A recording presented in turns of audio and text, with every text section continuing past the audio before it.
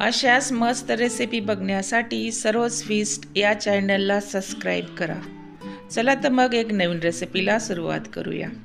इथं मी गॅस चालू करून घेतलेला आहे, कढाई ठेवून घेतलेली आहे।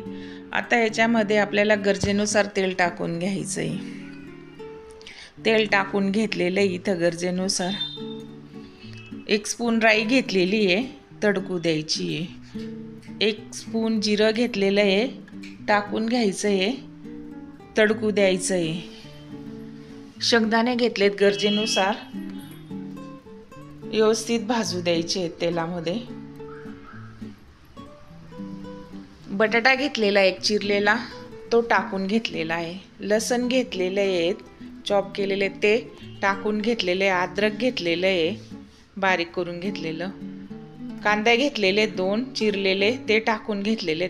हिरव्या मिरच्या घेतलेल्या आहेत, तेही टाकून घेतलेलं आहे। कोथिंबीर आहे टाकलेली। आता मिक्स करून घ्यायचं व्यवस्थित। याला व्यवस्थित भाजून घ्यायचं आहे।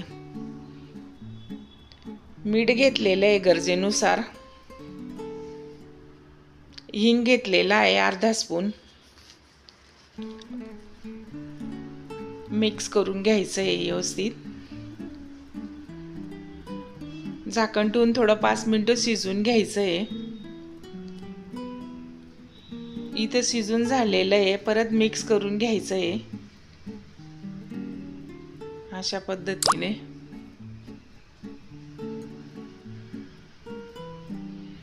अर्धा स्पून लाल चटणी टाकून घेतलेली आहे, अर्धा स्पून हळद टाकून घेतलेली आहे। धने पावडर टाकले 1 स्पून। किचन किंग मसाला टाकलेला 1 स्पून। मिक्स करून घ्यायचं आहे।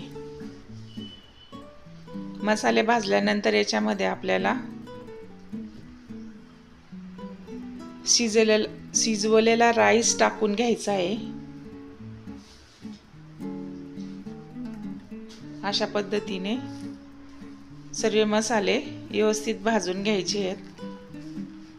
राईस टाकून घ्यायचा आहे शिजवलेला।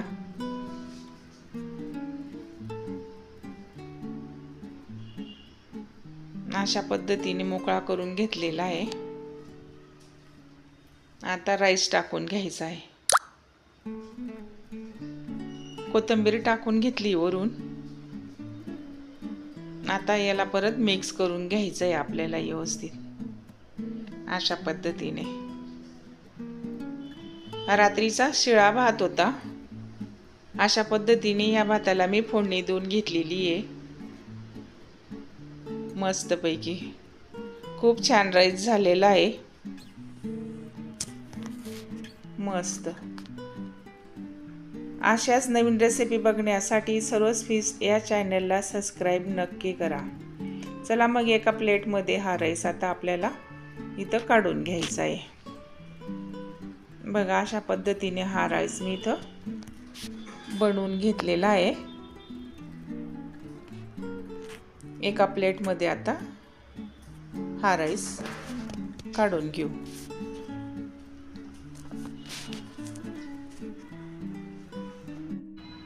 अशा पद्धतीने आता या प्लेटमध्ये आपल्याला राईस काढून घ्यायचा आहे।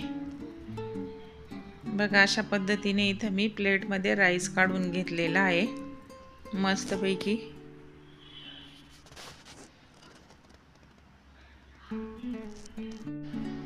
अशाच नवीन रेसिपी बघण्यासाठी सर्वच फीस्ट या चॅनलला सबस्क्राईब नक्की करा, शेअर आणि लाईक करा।